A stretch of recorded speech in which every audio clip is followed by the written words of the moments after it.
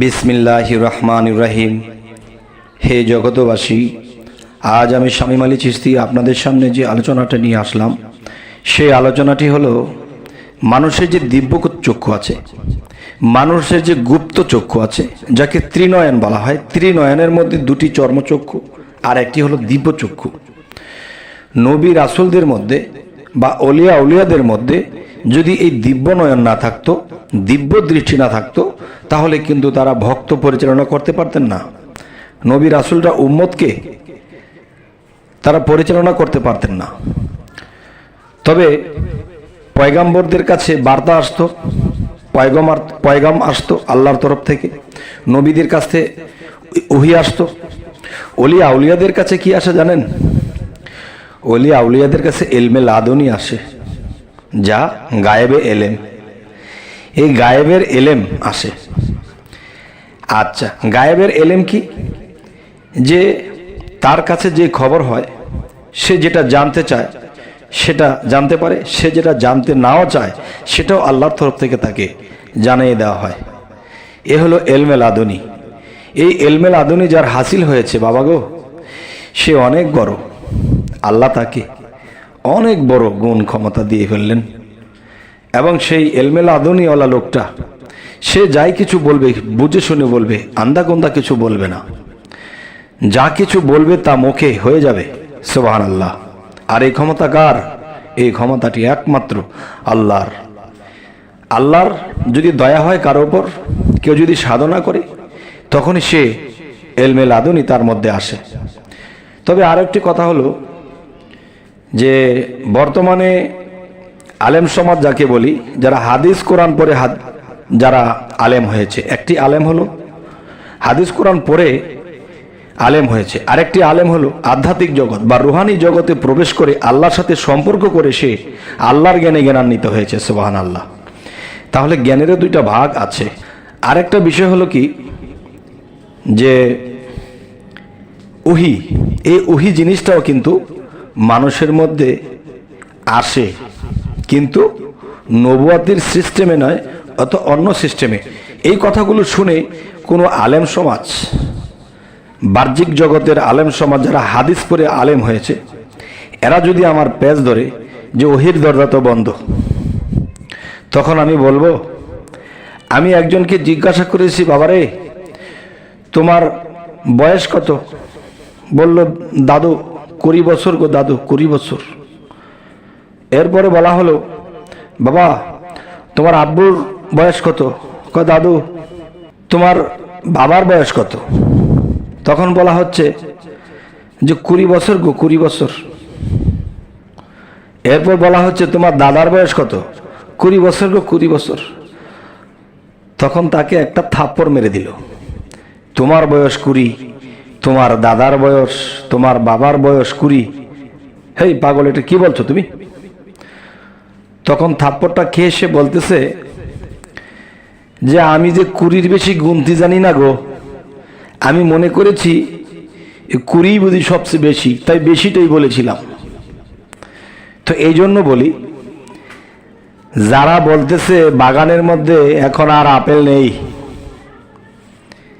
কিন্তু কেউ বসে বসে আপেল খাচ্ছে, কারণ সে আপেলটা চিনে। ওহী কি এবং আল্লাহর তরফ থেকে পয়গাম কি, এই জিনিসটি অনেকে প্র্যাকটিক্যালে বোঝে না, পুস্তক পড়ে বুঝেছে, যার ফলে তারা 20 পর্যন্ত তাদের শিক্ষা, এর বেশি নেই।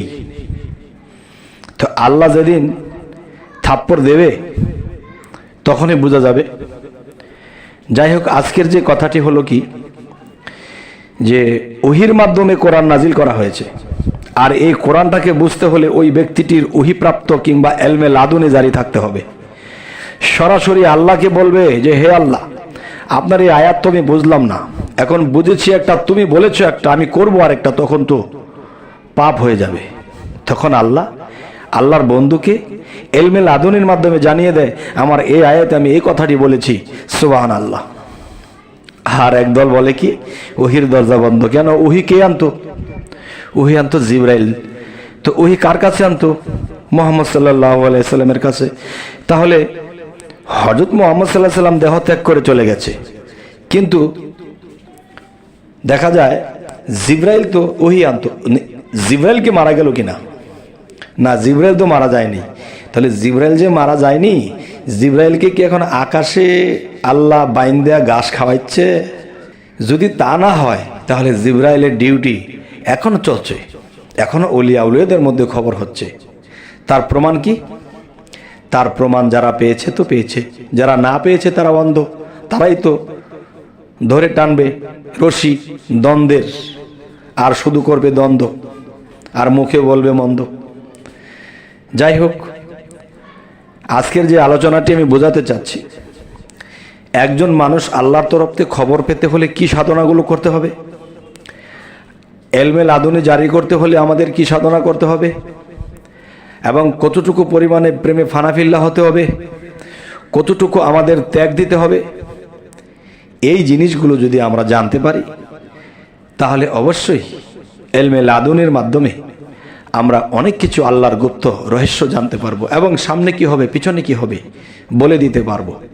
আরেকটি বিষয় হলো, এই পৃথিবীতে অনেক অলিয়া উলিয়া যাহারা ছিল এবং আছে, তারা মৃত্যুর আগে নিজের মৃত্যুর খবরটা বলে গেছে, বাবা আমি ইমুক মাসের ইমুক দিন ইমুক এতটা বাজে চলে যাব। কি করে বললো? এত সই সই করে। তাহলে আল্লাহ তাকে আগেই খবর জানিয়ে দিয়েছে, বন্ধু তুমি আর এতদিন আছো, এতটা বাজে চলে আসবে। সুবহানাল্লাহ। তাহলে বোঝা গেল কি, আল্লাহর অলিদেরকে দেয়, কোনো আলেমকে এটা দিবে না। আর আলেম বলতে কি? জ্ঞানী। শুধু জ্ঞান থাকলে হবে না, প্রেম থাকতে হবে, প্রেমে ফানাফিল্লা থাকতে হবে। এবং আলেম দুই ভাগে, একটা হচ্ছে রুহানি জগতের আলেম, একটা হচ্ছে বাহ্যিক জগতের পুস্তক পড়ে আলেম। বই পুস্তক বিভিন্ন হাদিস গ্রন্থ পড়ে তিনি আলেম হয়েছে, জানলেওয়ালা হয়েছে। মাওলানা শব্দের অর্থ জানলেওয়ালা। তাহলে জানলেওয়ালা হয়েছে, জানার তো বিষয় দুইটা ভাগ, রুহানি জগৎ এবং পুস্তকের জগৎ। তাহলে একটা জিনিস হলো কি, আমরা বই পড়েছি, পড়ে পড়ে যা কিছু শিখেছি সেটা হলো থিওরিক্যাল, আরেকটা হলো শিক্ষা প্র্যাকটিক্যাল। যেমন আমরা পড়তেছি যে নবীদের সময় ওহী আসতো, ওহীর মাধ্যমে আল্লাহর সাথে কথা বলতো। তাহলে এটা কি শুনেছি? থিওরিক্যাল। যদি কেউ জানতে পায়, বুঝতে পায়, আর সেই ওহী কারোর মধ্যে জারি করা হয়, এলমে লাদুনি জারি করা হয়, তখন সে বলবে যে কিভাবে আল্লাহ কথা বলে, কিভাবে এলমে লাদুনি জারি হয়, কিভাবে কথা হয়। সে প্র্যাকটিক্যাল। তাহলে যারা থিওরিক্যালের মধ্যে আছে তারা বলবে কি? তারা বলবে যে এভাবে এভাবে নবীদের কাছে ওহী আসতো, আর এই আসতো বলতে বলতে একদিন আমার মৃত্যু হয়ে যাবে, আমার কাছে আর আসলো না। তো এখন আমি যে কথাটি আপনাদেরকে বলবো, যে কোন কোন সাধনাগুলো করলে আমাদের মধ্যে এই এলমে লাদুনি জারি হবে। তবে সেই 3টি ছন্দের মধ্যে আপনাদেরকে শোনাবো, অবশ্যই খেয়াল করে শুনবেন, আর এখান থেকে বিশ্লেষণ করে বের করবেন।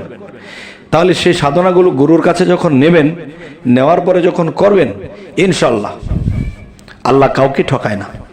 যাবে যদি ছুটে আয় সন্তরে কই মন পাগল, ঘোর অন্ধকার ভয়ের সঞ্চার, না আছে পথের সম্বল। অষ্টধাতুর দেহখানি চালাইতেছে খুদ কোম্পানি, মধ্যস্থলে আছে পানি, হাওয়ার যুগে হয় প্রবল। উপরে জলে পরশমণি, নিচে ঘুমায় অষ্টপণি, হংস রবে ওঠে ধ্বনি, সহাং শব্দে চলাচল। এই মোলদার হইতে নিয়া কুম্ভকে দুম আটকা দিয়া, ধীরে ধীরে চোখ মদিয়া ধ্যান করো অস্ত্র দল, ঠিক করে নিশানা পাগলের দল। তবে হে জগতবাসী, যে মানুষের মধ্যে যে ফুসফুসি আছে, এই ফুসফুসিটা হাইতনা তাওয়া, শ্বাস নিচ্ছি শ্বাস ছাড়ছি, শ্বাস নিচ্ছি শ্বাস ছাড়ছি। তাহলে এই হাইতনা তাওয়ায় দিবানিশি হয়ে যাওগে কামার পোড়া, শেষে যাবে লালবাজারে চারি রঙের নিশানুরে, অগ্নির মতো ধুধু করে মধ্যে জিনিস ভরা। হে হরফের চাবি দিয়া সদাই গিয়ে ঘোরা, এই তালা খুললে নয়ন মেলে দেখবে সাদা 3 কোঠরা। এই 3 তালাতে এক নাম ফোটে, হাহাকার এক শব্দ ওঠে, ঢেউ লাগে ত্রিবেণীর ঘাটে, দেখছে রসিক যারা। ওরে ভালোবাসা ভবের আশা মিটে আছে তারা। তবে হে জগতবাসী, এই সাধনাগুলো যদি কেউ নিজের মুর্শিদের কাছে নিয়ে টাইম টু টাইম করে, সে অবশ্যই তার মধ্যে এগুলো জারি হবে। আরেকটি বিষয় হলো এর সাথে ভক্তি এবং প্রেম এবং মানব সেবা থাকতে হবে, নিজের স্বার্থ এখানে থাকা যাবে না। যেমন আরেকটি বিষয় হলো প্রেমের মানুষ বলে তারে এই পিঞ্জর হতে ছেড়ে গিয়া ঘুরে আবার আসতে পারে, এই দমের কোঠায় চাবি দিয়া হাস্তিকে নেস্তি করিয়া ফানাফিল্লার হালে গিয়া শ্রীকলানগরে এই পরম বন্ধুর হবে দেখা বর্জক শহরে। মরা হইয়া দর্শে যেজন লাগ পাইয়াছে অধরারে, এবার সুলতান নাসিরা মকামে জলি এবং খফি দুয়ের শনে গেলে দেখতে পাবে ধ্যানে মুর্শিদকে নজরে, আপনাকে হারাইলে পাওয়া যায় মাসুকেরে, এবার মুর্শিদ রূপ মিশিলে পরে তারে দেখিতে পারে, আরো শীতে ছবির মতো নিরঞ্জন কয় তারে, দেখে যে ফানা হইতে পারে তার জীবন ধন্য, আর থাকবে না শূন্য, এই জন্মেই আপনি হয়ে যাবেন পূর্ণ। তবে হে জগতবাসী, আমাদের এই চ্যানেলের আলোচনা আপনাদের কেমন লাগলো এবং আমাদেরকে জানাবেন কোন ধরনের কথা আপনাদের ভালো লাগে। তবে আমাদের এই চ্যানেলের আলোচনা যদি আপনাদের ভালো লাগে অবশ্যই সাবস্ক্রাইব করে রাখুন, পরবর্তী ভিডিও নিয়ে যেন আপনাদের সামনে উপস্থিত হতে পারি। তো সকলেই ভালো থাকবেন, আল্লাহ হাফিজ।